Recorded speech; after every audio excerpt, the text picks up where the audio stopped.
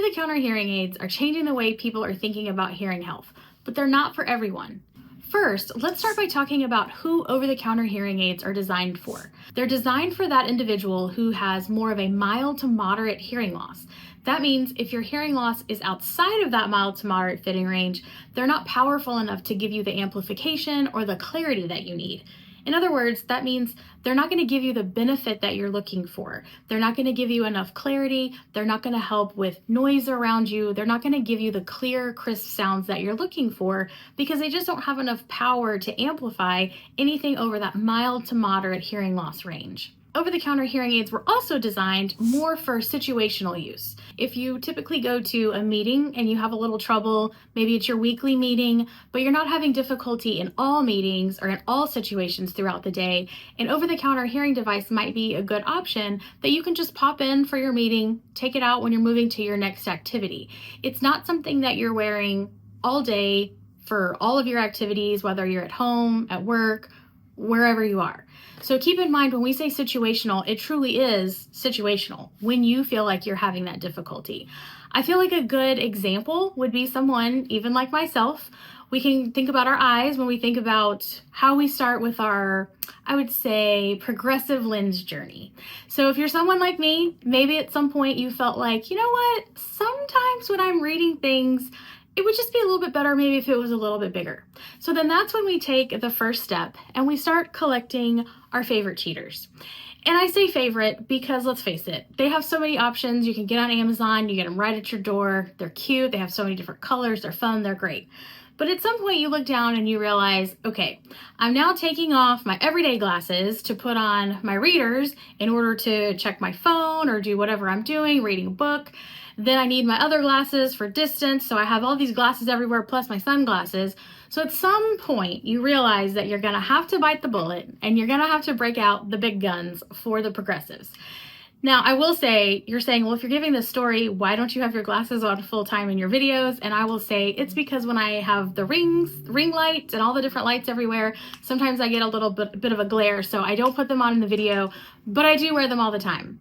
And when I talk about this journey, I like to compare it to that because the progressive is a great example to say, okay, I started with the readers, now I've gone into my prescription progressives. So I have my distance on the top, my prescription for that, and then I have, of course, on the bottom my amplification for any small font and whatnot that those progressives are designed for. So think of it that way. If you're someone where here and there you kind of want to put on a reader, think of over-the-counter hearing aids like that. If you're somewhere in a meeting and you feel like I could use maybe a little bit of a boost every now and then, that's where over-the-counter hearing aids are going to come in, and you might find them beneficial. But as you're starting to get more and more to where you feel like, hey, this is pretty nice. I wish my battery lasted all day. I'm looking for a little bit better comfort. I'd like some more fine tuning. Maybe I think things could actually be a little bit clearer. That's when you're starting to take and acknowledge those steps that, hey, now it's time to start looking at more of a prescription grade. And that's where we come in. You come into our office, we evaluate your hearing, we look to see what are your hearing goals, what are the challenges that you're having, and then we present solutions that are really going to optimize your hearing that are strictly for you, a very one-on-one approach.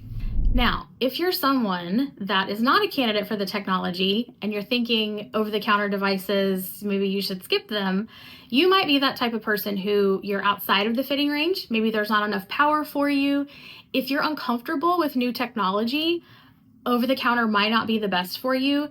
And if you prefer hands-on help, then over-the-counter definitely is not something that I would recommend for that type of personality, simply because if you're not comfortable with technology and you like more hands-on, over-the-counter is very much, here's the box, you get it connected to your phone, you enter your hearing test results, maybe you even do a hearing test on your phone, and then you program it from there. So if you're someone who likes a little bit more hands-on help, then again, that's going to be more of a customer service type number where you're calling, they're trying to talk you through that troubleshooting. So again, that DIY approach is not necessarily the best for everyone.